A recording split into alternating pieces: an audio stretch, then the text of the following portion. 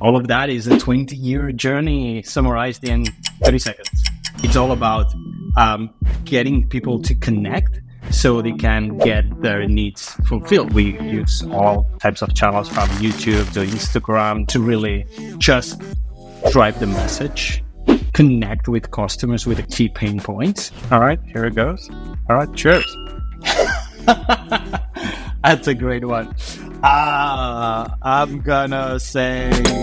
In this episode, I'm talking to Llibert Argerich, CMO of Thumbtack, a leading tech company helping millions of people care for their homes. They've completed over 10 million five-star projects and in 2024 surpassed $300 million in annual revenue.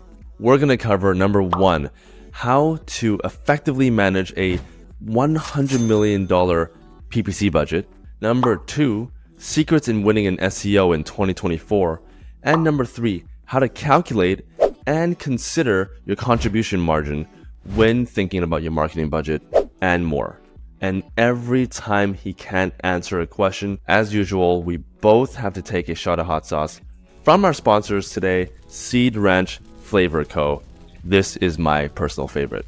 Anyways, I hope you enjoy this one. Wish me luck, Martians.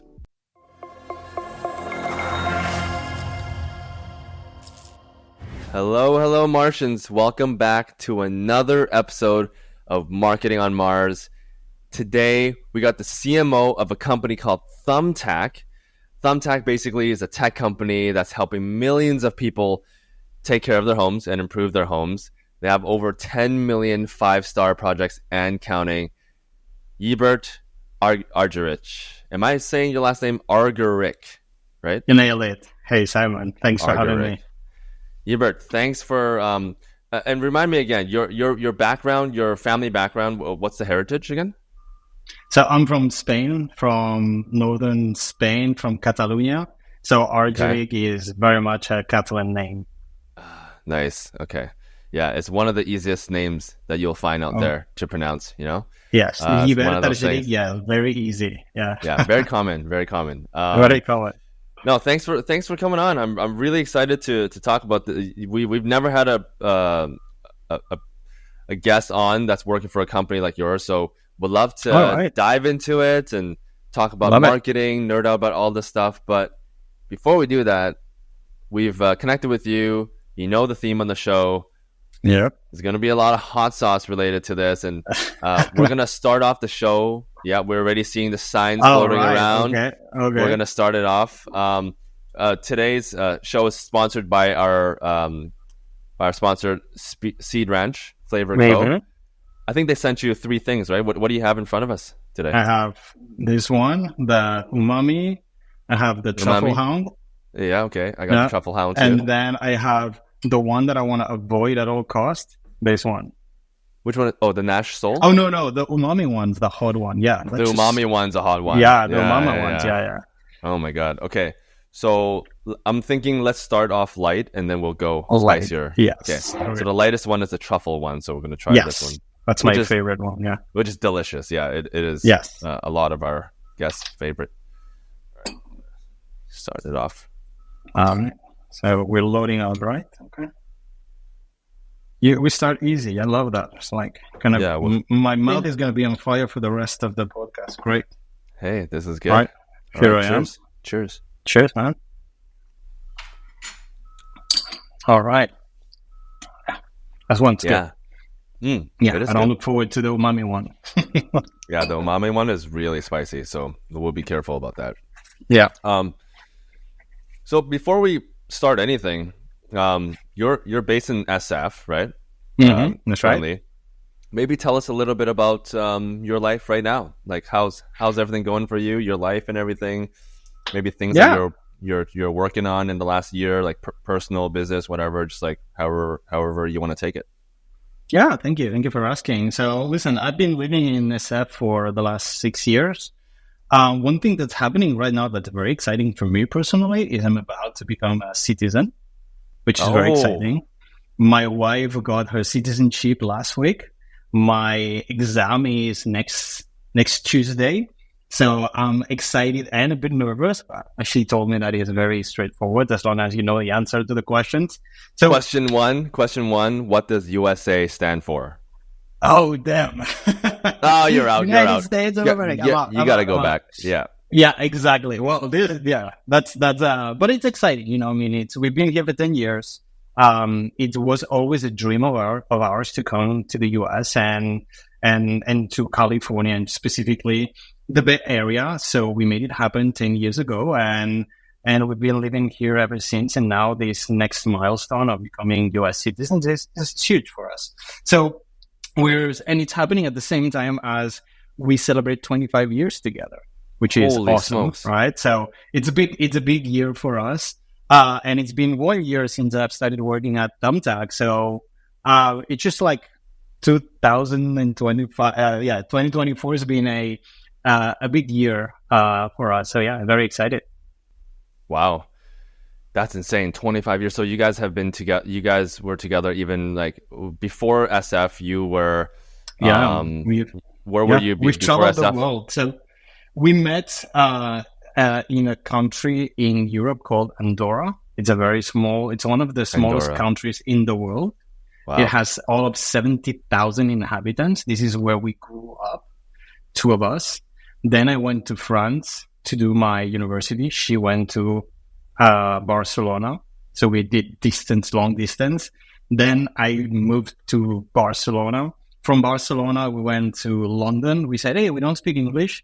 What if we just take 1 year off, go to London, do any job we can to pick up English, and then we'll come back and we'll get better jobs in Barcelona. And we did that. We loved England. That's where I got my first big break in marketing. I got hired by Expedia in 2006. Yes, you did. And I just kicked off my career, and we never came back to Spain. We were from London. We moved to Zurich, and from Zurich we moved to the Bay Area, and we've been here since then. All of that is a 20-year journey summarized in 30 seconds. And I'm going to add a little bit of flavor just for people to understand. And if you're following along, guests, feel free to open up, search up Llibert Argerich. You can misspell it. It's such an easy name to you can misspell it. So just search him up. So first eBay, that was like 2008, 2006 ish. 2010. 2010. So first that's Expedia. First Expedia, then eBay. And then eBay, and then Udemy, which a lot of people, especially if you're in the Bay Area, Udemy is a big kind of learning platform. And then now Thumbtack, which Thumbtack, we're going to get into the numbers. I think the first spicy question is coming up in a few seconds, but Thumbtack is doing pretty well. How, maybe before we even ask any spicy questions, maybe you can shed a little bit of light into what the company does and how it makes money and everything. Yeah. So Thumbtack is what we call a two-sided marketplace. We have two sets of customers. We have the homeowner who needs to take care of their home, maintain, improve, repair things around the home. And we have our home service providers, electricians, plumbers, house cleaners, right? And our platform basically connects the two of them, right? You'll notice one thing in my career is the marketplace team, digital marketplaces. Yeah. Expedia, eBay, Udemy, it's all about getting people to connect so they can get their needs fulfilled, right? From at Thumbtack, from a demand perspective, from a customer perspective, is homeowners. I've bought a home, and it's probably the most expensive purchase they'll ever make, right? Buying a home is a big ticket item. And as opposed to when you buy a car, you know exactly what kind of maintenance you need to do for your car. The car will tell you 5,000 miles, time to change the brake plates or change the oil or whatever. You buy a home and nothing. You don't know. Nobody tells you anything. You have to figure it out on your own. This is where Thumbtack really comes in.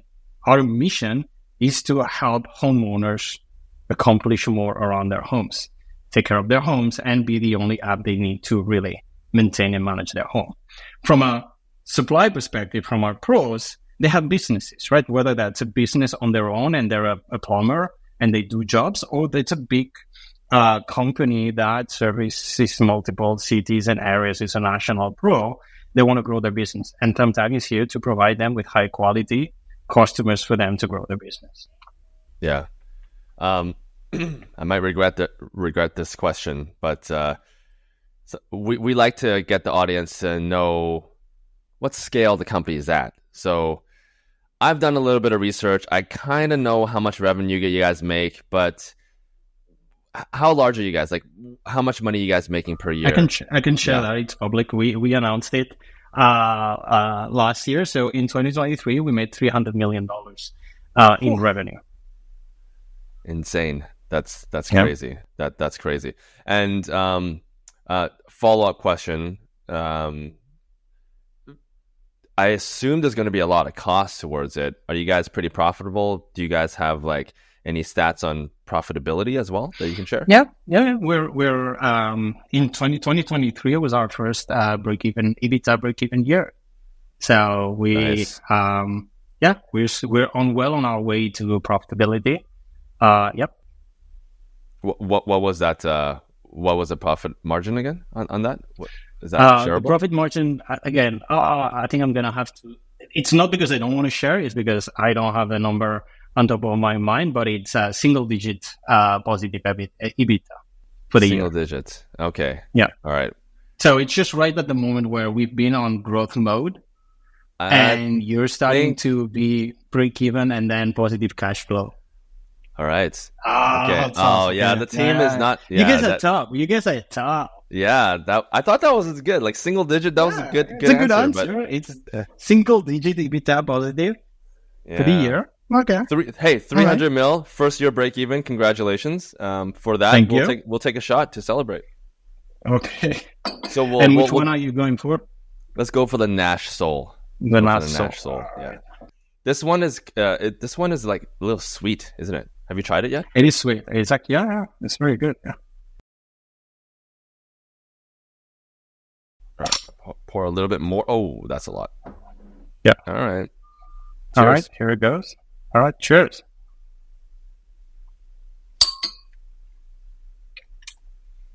It's good. Actually, this one's less spicy than the other one, I think.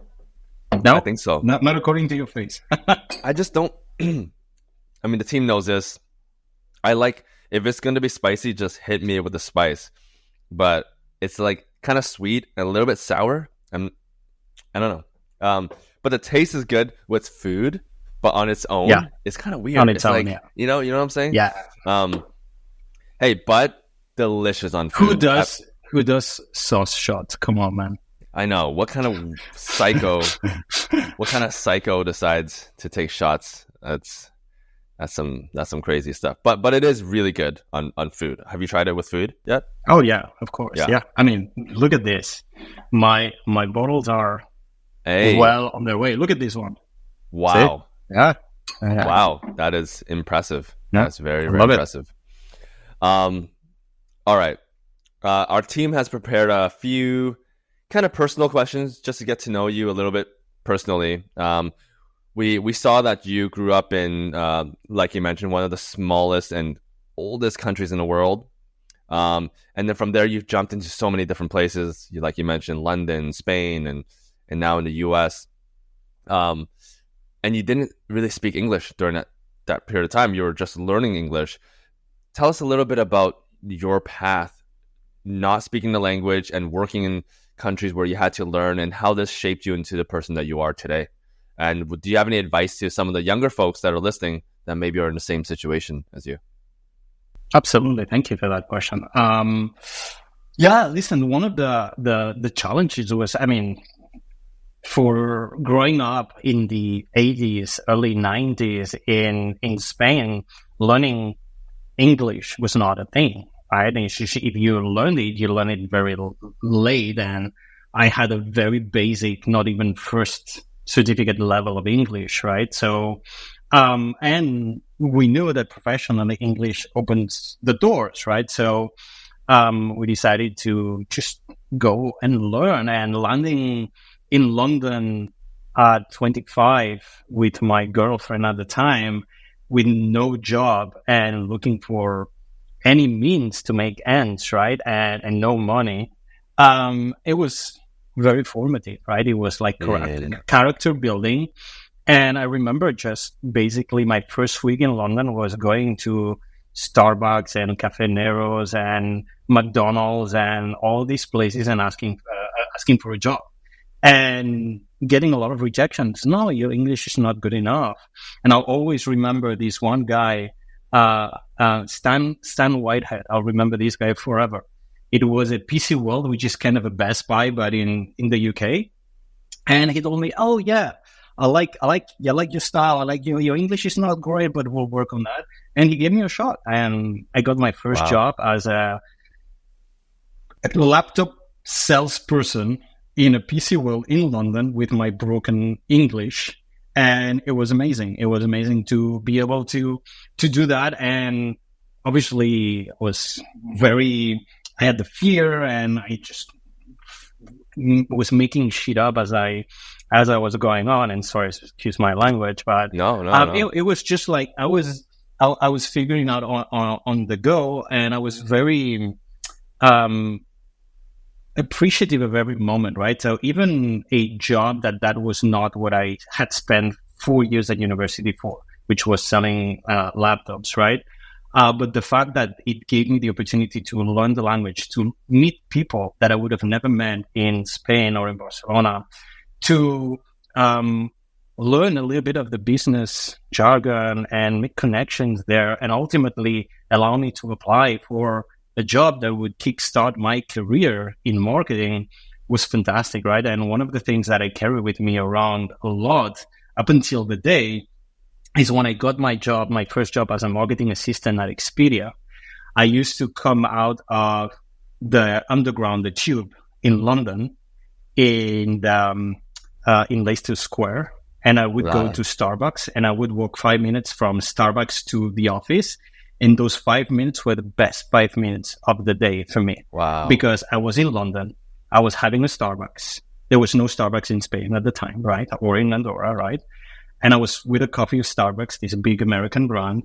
And I was going to do a job in English where I would communicate the whole day in English doing marketing. It was phenomenal. So that sense of achievement, of empowerment, of like just breaking barriers was phenomenal, right? And for me, that's something that's been pushing me my entire career. It's just like that feeling of achievement, of doing things, of pushing myself to do more and never settle for what you have, but just thinking about what's next and how you can just take the next step, right? So it's being a driving force, which explains why I've moved around so much and so on.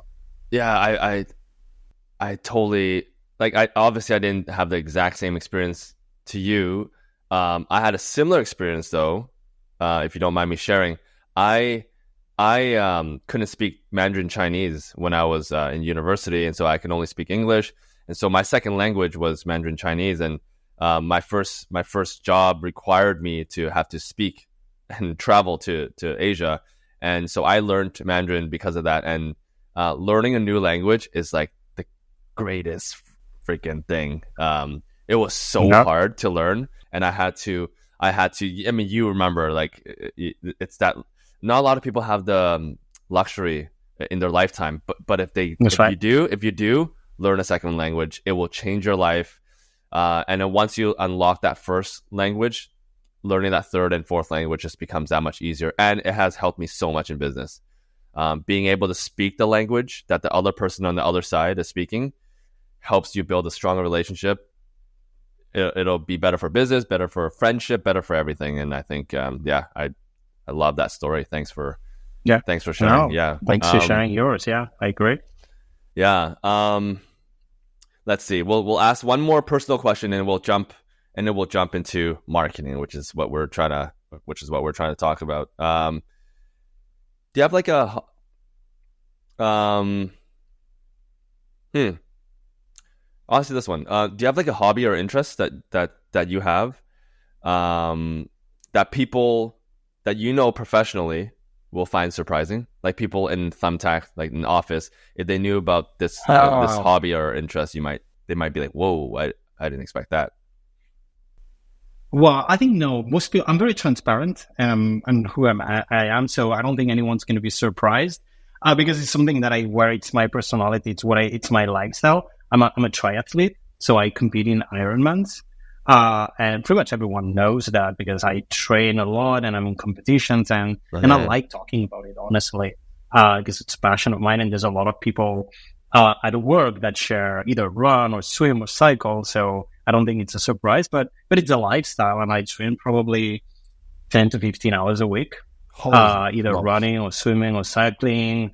And yeah, it's become a bit of a lifestyle to the point that most of my vacations have turned into racecations.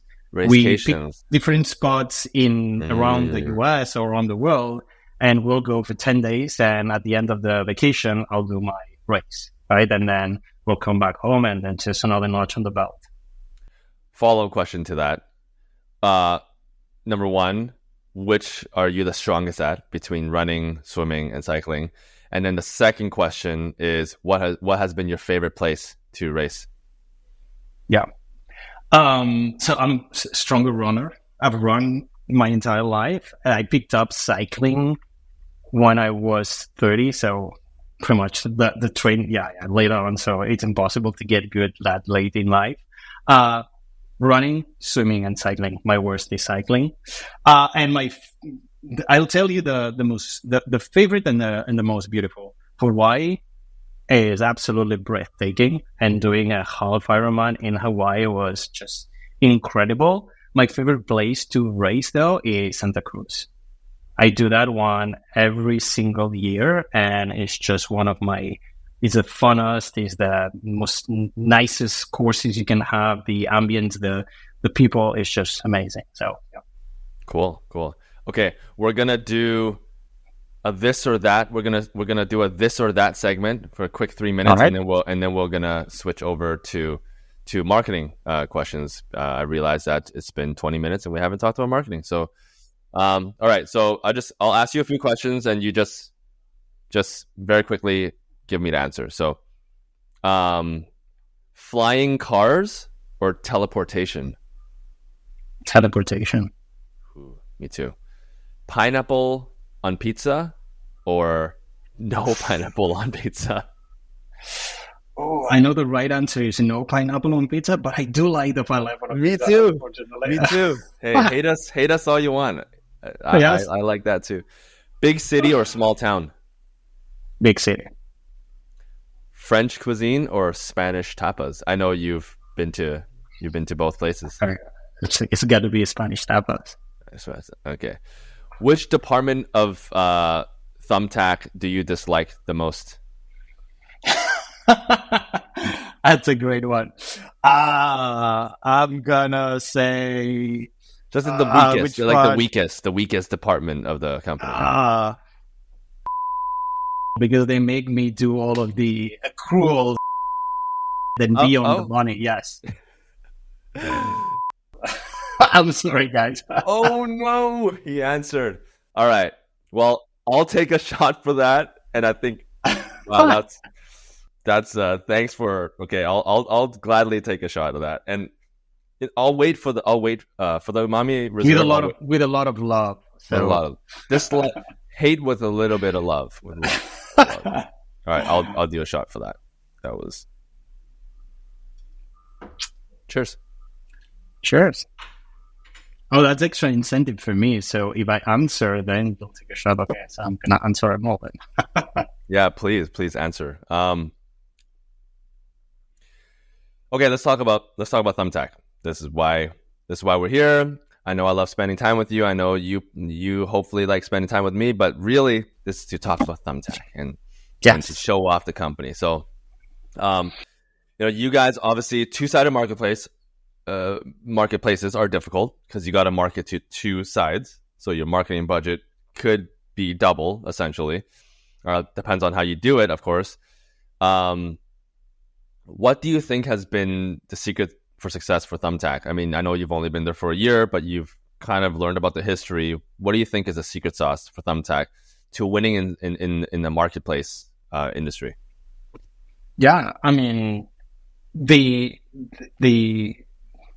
it's building a technology platform that really helps people, right? At the end of the day, Thumbtack is a mission-driven company, and we want to help homeowners manage their homes and hopefully increase the value of their homes over time and make sure that they're well cared for and their family is safe. And on the other hand, it's like helping business owners, professionals grow their business, right? When you have that at the core of your mission and what you do for a living, then just like it drives success, right?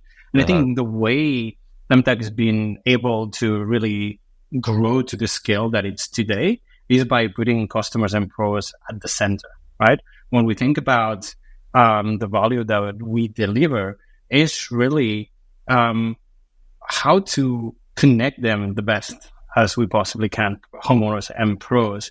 And in a traditional lead generation industry, what happens is you're looking for a professional, and you'll give your phone number or your email to someone.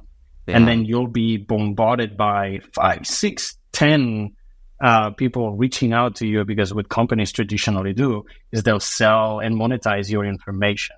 What Thumbtack's done, and we did that way before I joined the company, is we put the customer in charge. So the customer chooses how many pros they want to talk to, right? Whether that's 1 pro, 3 pros, 5 pros, right?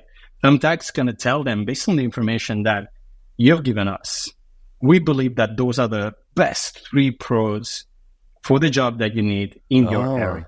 And the customer can choose to contact the 1 or the 2 or the 3. If none of the 3 provide the information of the service, then we'll provide them another 3 more. So, but you'll never get calls on end from different service providers, well, even beyond the job is done, because sometimes you've done the job and you keep receiving calls asking for a service because the information or the contact is not close, right? So I think that was one pivotal moment in Thumbtack's history. It's just really focusing on how do we best serve our homeowners by providing them contacts to the pros around them that can do the job. And the value proposition for pros, highly qualified customers, right? We're not going to waste your time with bad leads that then you call and you don't monetize on and you don't get a job from. Because how do we increase the quality of these homeowners so it results in actual business for the pro? So you're saying if I'm trying to, that's really interesting. If I'm trying to fix my house, let's say I need a plumber and I use Thumbtack, right? I can use Thumbtack for a plumber, right? To find a plumber. Of course. Yep. If so then I submit a request to Thumbtack, and you're going to send me 3 profiles only, just 3, not like 5 or 10 or 15 or whatever, just 3. Yep. And we then have yep, that's right. And you guys choose based off of rating. Obviously, there's probably a review system, like a rating system, right? And then closeness, like region in terms of proximity. And then is there like a third, like price? Do I tell you, hey, I'm only willing to pay $50 an hour, and then you base off the profile? Is that how it works? There's the pricing is one of these variables, but I think it's even more interesting than that, right? We have a matching system that connects the pros' preferences and the homeowners' preferences, right? So the pro tell us, hey, these are the kind of jobs that I'm interested in. This is my radius of operations. This is kind of my rate, and this is kind of like the jobs that I'm good at. And I will not take a job for painting a home for a 1-bedroom home, right? I will only do 3 bedrooms or more, right? That kind of level of specificity. Wow. And the homeowner tells us, hey, I want to paint my home. I have a 1,200 square feet apartment with 2 bedrooms. And I'm in this address. We make the connection, and now you know that the 3 pros that we recommend are capable of doing the job based on the matching criteria. And then you have the social proof of them having done jobs for similar customers. And then you have obviously the reviews and the images and all of the star ratings that come with successful pros. Wow. That's crazy. So now, because you're targeting two different types of people, you got the homeowners and you also got the pros. You have different marketing strategies and different channels to target each ones, right? Walk us through your marketing channels and which channels work well for each side of your business. Yeah. It's at the very highest level, you have direct to consumer and B2B, right? Direct to consumer is basically very heavy digital advertising, search engine marketing, SEO, SEM and Google and SEO. All of that is very, very strong and a big part of our portfolio. Why? Because people, when they're looking for a plumber, they go to Google and search plumbers near me, right? And just being present and being at the top of the search results, both from a paid and organic perspective, is where there's high intent customers, right? So, and that generally translates into high conversions and high ROI. But we do more so than that, right? So our target audience is all homeowners, right? And from that perspective, it's people who are looking for a pro right now because something's broken and need to fix it. But in the vast majority of our audience, they're not in the market right now for a pro, but they know that something needs to be addressed, either maintained or fixed, or an improvement that needs to happen in the home.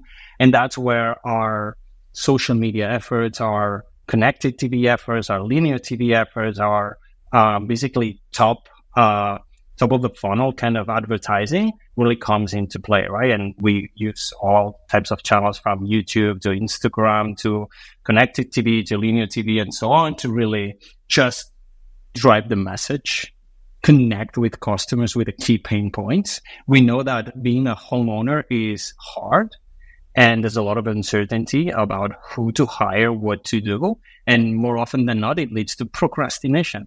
So you end up not doing anything. And maybe you're living with that hole in the wall and you've grown accustomed to it, but you know that at some point you'll have to fix it, and you may not be able to do it on your own. So you need to call a pro, right? So that's kind of like the broader audience that we're connecting with. It's just telling them, we're the solution for your procrastination, right? So we're going to make it easy for you to get into that mode of achieving more. Yeah. Is there a hole in the wall behind that painting beside you? Not quite. Is that what you're trying to hide? It's the HVAC. It's the HVAC, which, by the way, needs a change of filter. So yes, there's a little bit of procrastination going on there. Yeah, there you go. No, that's and which side of the? Sorry, go ahead. Yeah. No, sorry. I was just going to ask, which side of the marketplace is harder to reach for you? Is it the D2C market or the B2B right now? Both are challenging. I think we're in a macroeconomic context where the customer side, the demand side, is a bit more challenging, right? I mean, a lot of the work you do around the home is generally when you move or when you buy a home. And given the high interest rates, given the low supply in new homes in the US, less people move. There's less new buyers who can access the market right now, and that's just a bit more challenging. There's still plenty of people who they're in their homes and they need to do their jobs, but I would qualify right now the balance to be a bit harder on the demand side than on the supply side. Plus, another benefit of being a two-sided marketplace is when you communicate to a homeowner, you're actually also kind of seen by pros, right? And when I have a TV ad out there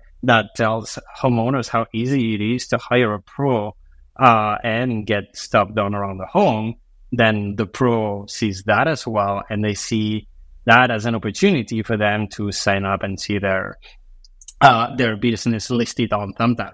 Doesn't mean that we don't do specific work for the pros as well, right? There are channels and there's activities that are like events, for example, or account-based marketing that's important for building relationships and connections with prospective professionals.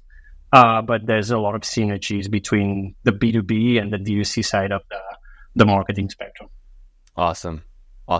Okay, I do want to dive into the marketing budget a little bit, even though I Mm-hmm. know there might be a couple of hot questions there.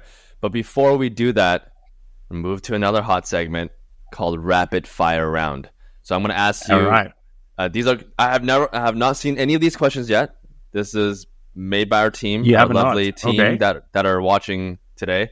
So they're going to be telling us if it's a hot sauce shot or not. I'm going to ask you 5 questions. 5 questions, and you got to answer quick, short All right. answers. Okay. First question: if you could have any superpower, what would it be? Fly. Flying. Not become a fly, like a fly on the wall, but flying. Right? To fly. Yeah, that's To right. fly. Okay. All right. What was the last thing you Googled? Check your Google history right now. An Airstream in Yosemite.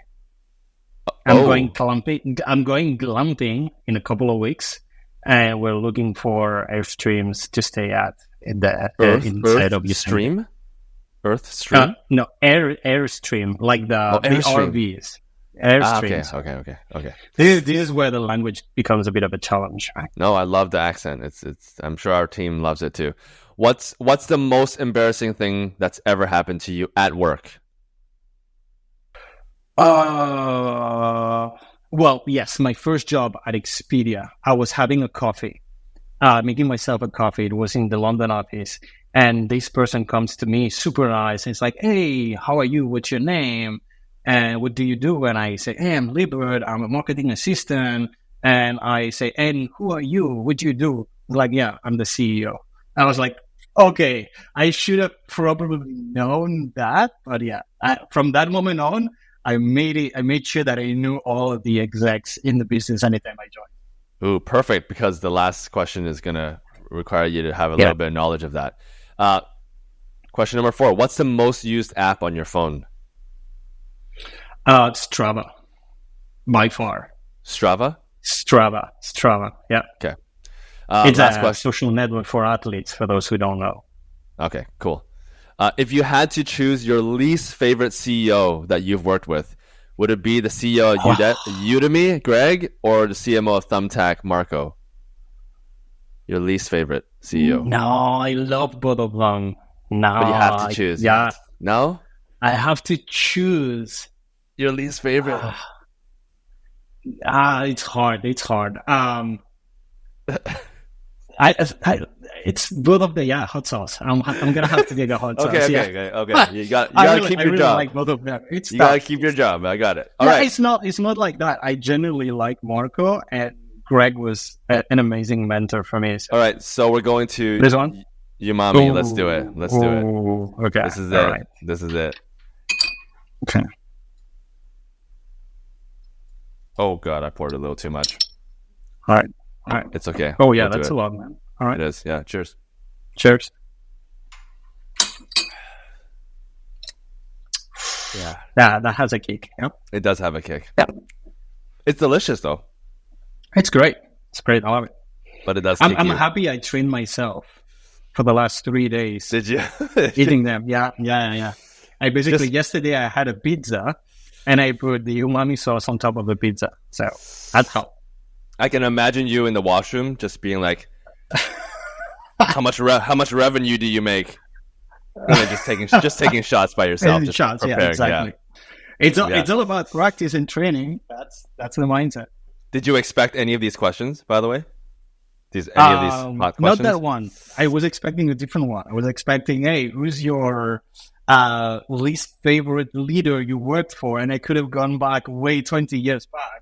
But you give me the choice of the two Very guys specific. that I really like. Yeah. Okay, cool. Good job, team. All right, moving back to marketing. We talked about marketing budget a little bit, where you're spending. It sounds like mostly paid ads and a lot of paid channels and SEO, SEM, all that stuff. I hope you can answer this because I don't want to take 2 back-to-back shots. But how much are you guys spending? Like your marketing spend per month or annual? It's north of $100 million Holy smokes. Per year? per year. Yeah. That makes wow.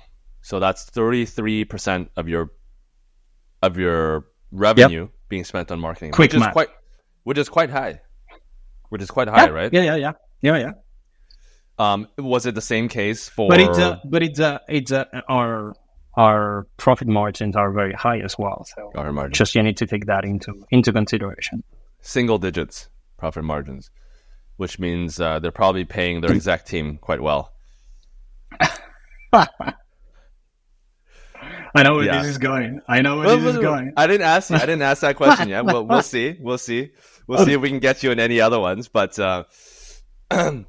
okay, what's the breakdown of that budget? That's 100 million. What percent goes towards SEO versus SEM versus any other like events or whatever you spend money on? The largest spend we have is really on SEM, is because we're looking for that highly qualified. And this is a channel. The mindset that you need to think about as a marketer is like, where can I maximize every dollar at the highest return of investment? And where you want to find out is who are the highest qualified customers right now out there, right? And that's for us is SEM. Someone who's looking right now for a plumber, an electrician, someone to come clean their home, and we maximize there. And then obviously we broaden the scopes to TV. So CTV is another very big, large chunk of our budgets. SEO, it's really headcount, right? And maybe a tool or two, but it's by definition, SEO is for free. So it's really about optimizing the website and making sure that you show up in the free listings. But yeah, it's search, advertising in social, in TV, in different media, and then obviously the more headcount-based activities such as lifecycle marketing, CRM, and SEO. And then email marketing. Would email marketing also fall under that? That's what I call life cycle marketing. Yes. So push notifications. What percent goes towards your SEO team versus your? Or like, do you know how much you're spending there? We're not spending again. It's headcount based. So when you're spending on SEO, you're spending to really have engineers, product managers, SEO specialists, content writers who are basically working on the side. So I would say that's about 20% of our headcount allocation in marketing that really focus on website optimization and SEO, which is a big allocation because, again, that's where you get the highest margin, right? Those are generally free customers that you don't pay for, and they have the highest margin profile. 20% of your $100 million spend, so you're spending $20 million? No. Headcount. Oh, people. Your headcount. Okay. 20%. Headcount. Okay. Yeah. Okay. SEO, you don't put money towards SEO, right? It's really optimization. Yeah, exactly. Okay, cool. Unless you pay for contractors or tools or an agency, right? But those are relatively low dollars. You guys prefer to keep it in-house. So that's... Yes, we do pretty much everything in-house, except for a media agency. We have an agency that buys TV for us. Ooh, okay. Wanted to ask you about this one because you did mention one thing which I totally agree on. You got to maximize every single dollar, but, and this is a big but, there comes a point where you get diminishing returns. There comes a plateau, a max level. Right now, you guys are spending $100 million. Is that the plateau for you guys? Like the spend per month was just plateaued? Is that why you guys don't spend more, like 200 mil, or you guys just want to be more careful? Well, like, have you guys hit your peak, like your total your TAM or whatever? So, yeah, that's a great question. We profit maximize, right? So this is the philosophy we have here. When I joined, Marco, the CEO, which I like, by the way. So more Marco than and Greg? I had this conversation. Not more than Greg, equally as much. So Marco and I had a very direct conversation, right? And we have the same philosophy, and which is basically we're in this game for the long run. And in order to be a sustainable company, you need to be very mindful of how you spend your dollars, right? And profit maximization from a marketing perspective means never spend above and beyond the diminishing return, right? The efficiency curves, you get to the point, and if you spend $1 and that starts eating on your contribution margins, then you stop, right? And we're very much at that point where we're spending towards that. Now, is that the maximum we can ever spend? No, right? Because I think that's the thing. It's like we have a portfolio of channels that we have, and some of them are very mature and some of them are not mature. And by investing resources and teams and tools and measurement frameworks, we are unlocking new audiences and new channels where we can spend more dollars. So right now we're spending these $100+ million in a very profitable, efficient way, but the opportunity to spend more is only limited by our ability to really scale those new channels into new sources of customer acquisition. And this is what's exciting. And every single marketer, every single marketing team that I've led in the past have had the same challenges, right? So you need to understand the audience, you need to be able to reach out to them, you need to connect with them, you need to bring them, you need to convert them. And once that flywheel is rolling, then you can unlock a lot more dollars at the top of the funnel and make those dollars work for you and bring more customers to the business. So cool. I'm sure we can nerd out about ads. Like one thing we didn't even touch upon is like seasonality, how seasonality changes your ad spend and everything. But I digress. We can literally talk for forever. I wanted to just close this off. I have one last question, and then we'll learn more about your personal life and your backstory. By the way, do you have a hard stop in a minute? Because I know it's do have a hard stop, maybe 5 more minutes. Okay. Then maybe I'll just ask you real quick. You guys are spending quite a bit of money on staff and everything. How much do you get paid as the CMO? Like, how much are they spending for the CMO? All right. What about this one? You like this one? Yeah. All right.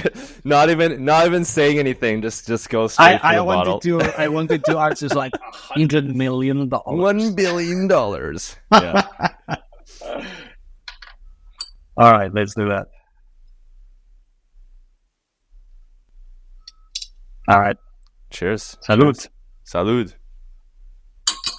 Arriba. Wait, the arriba abajo, that's more Mexico? No. Or that's all over. Abajo? Abajo. Al centro. Adentro. Al Pa centro. Dentro. Adentro. There you go. You can tell that our team is from Latin America. Yes. I learned a lot from them. I was greeted in Spanish, so that made my day. Thank you. Oh, really? Yeah. Awesome. Yeah. We hired these two specifically for you for this episode today. We're letting them go Appreciate after. That. I'm just kidding. I'm kidding. Yeah, what we typically like to do, we got 5 minutes, so this is perfect. We like to learn about your background. We kind of learned about your background a little bit, but we'll have to dig a little bit more about how you learned your life philosophies and everything. So I think you mentioned growing up, you like, what was your household like? Were you kind of like, what do your parents do? What do your parents do? Poor family, middle class family, rich? Were you like ultra rich? All right, it's gonna get heavy a little bit. Working class. My dad was an electrician. My mom was a waitress. 3 kids. I'm the middle of 3. Unfortunately, dad passed away when I was 11. So in 1991, he passed away. And life got harder because a waitress, 3 children growing up, it's hard, right? So yeah, it was nothing ever was granted. Going to university was not granted. My brother and sister never did it. They opted out and went to work. My brother's an electrician, followed dad's footsteps.